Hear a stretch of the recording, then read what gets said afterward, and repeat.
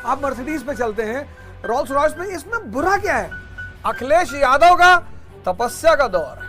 मैं सोचता हूं अखिलेश यादव जैसा ही प्रधानमंत्री होना चाहिए। अगर इतना विजनरी लीडर है वो आदमी, ये सब भविष्य के बड़े अच्छे नेता हैं। मजाक उड़ाने की कोई बात अलग है, शिक्षा नौकर बनाने के लिए थोड़ी है।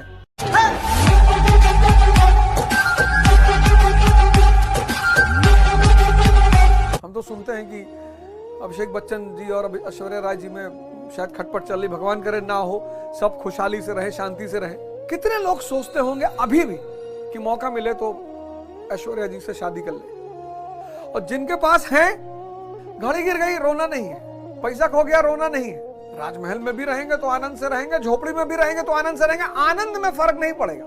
तो मैं ईश्वर से प्रार्थना करता हूं कि जैसे ईश्वर ने, सदगुरु ने मेरे जीवन में परिवर्तन को अंजाम दिया, मेरे जीवन को एक दिशा दी, ऐसे आप सभी लोगों के जीवन में क्रांतिकारी परिवर्तन हो। आप सब आनंदित रहें, अपने परिवार का कल्याण करें, समाज का कल्याण करें, राष्ट्र का कल्याण करें और फिर इस विश्व का कल्याण करें। शिक्षा किस लिए? इंसाइट को डेवलप करने के लिए। शिक्षा नौकर बनाने के लिए थोड़ी है। आज जितने भी लोग परेशान हैं वो सिर्फ इसलिए परेशान है कि बहुसंख्यक लोग शिक्षा का मूल उद्देश्य ही समझ नहीं पाए। शिक्षा का काम है इनसाइट, अंतर्दृष्टि, चीजें आपको दिखाई पड़ने लगी। आज एक साहब आए थे तो बोले मैंने 4 अटेम्प्ट दिया, मेरा नहीं हुआ, ये वो वगैरह वगैरह बताया। मैंने कहा एनसीईआरटी पढ़ा? तो बोले एनसीईआरटी तो मैं 20 बार पढ़ा। हमने कहा 1773 का रेगुलेटिंग एक्ट क्यों आया? बोले कंपनी को लोन मांगना पड़ गया था 10 लाख पाउंड। हाँ, तो मैंने कहा लोन किसी से मांगोगे तो तुम्हारा जीवन ले लेगा, तुम्हारी नौकरी ले लेगा। भाई हम बैंक से लोन लिए तो बैंक हमको गुलाम बना लेगा अपना। सब लोग लोन लेते हैं, क्या वजह है, क्या कारण है? नहीं बता पाए। 4 अटेम्प्ट दिए, 4 साल हो गया, एनसीईआरटी नहीं बता पाए, एनसीईआरटी नहीं बता पाए। एनसीईआरटी कहे 20 बार पढ़ा। क्यों? ये इस पे आप काम ही नहीं कर रहे हो। इनसाइट, अंतर्दृष्टि, चीजें दिखाई पड़ने लगे।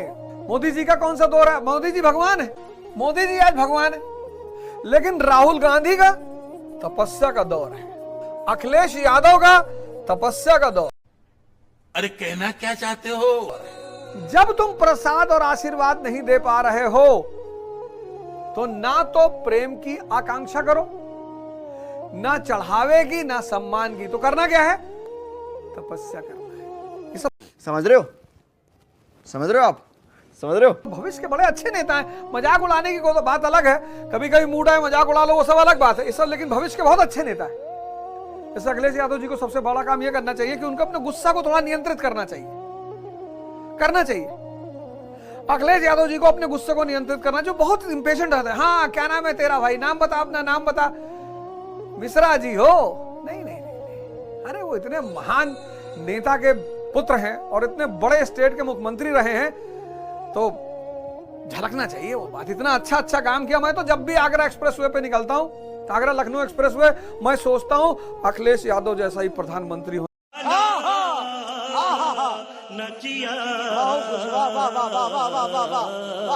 होना चाहिए। अगर इतना विजनरी लीडर है वो आदमी, तो मैंने कहा इस्लाम ने कितने जबरदस्त तरीके से जिना का विरोध किया और नशे का विरोध किया, क्योंकि जिना और नशा जब तक है तब तक मन जिंदा है।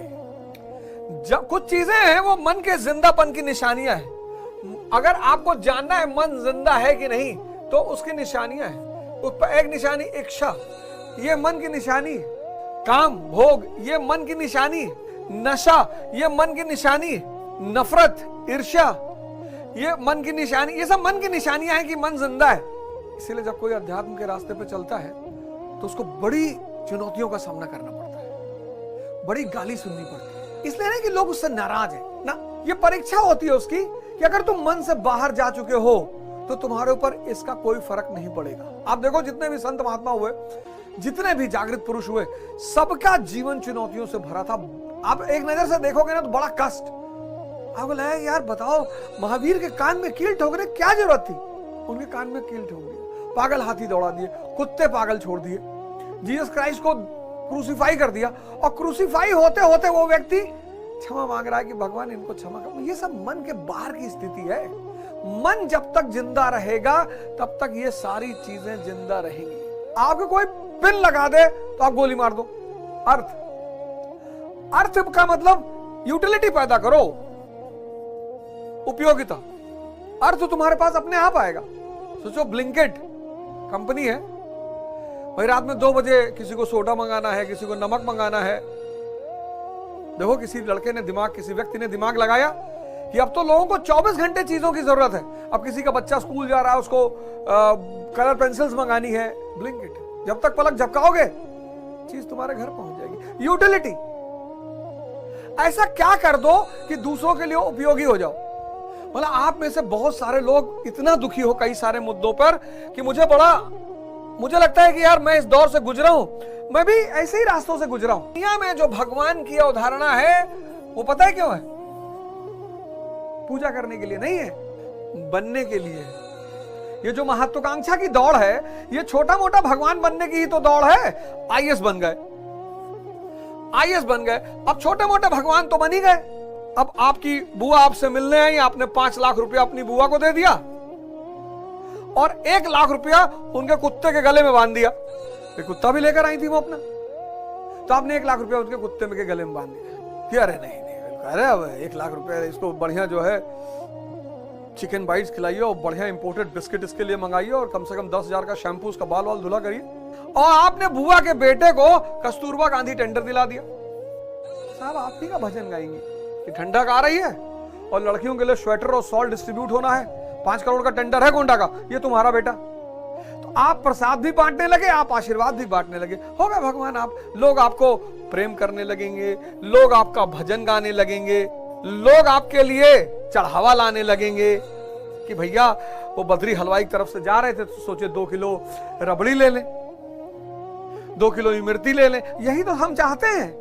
लेकिन इस स्थिति में आए बिना अगर आप दुनिया से इन सब बातों की आशा करते हैं तो आप व्यर्थ चिंता करते हैं। इस स्थिति में आए बिना, ये तो छोटा मोटा भगवान ही है।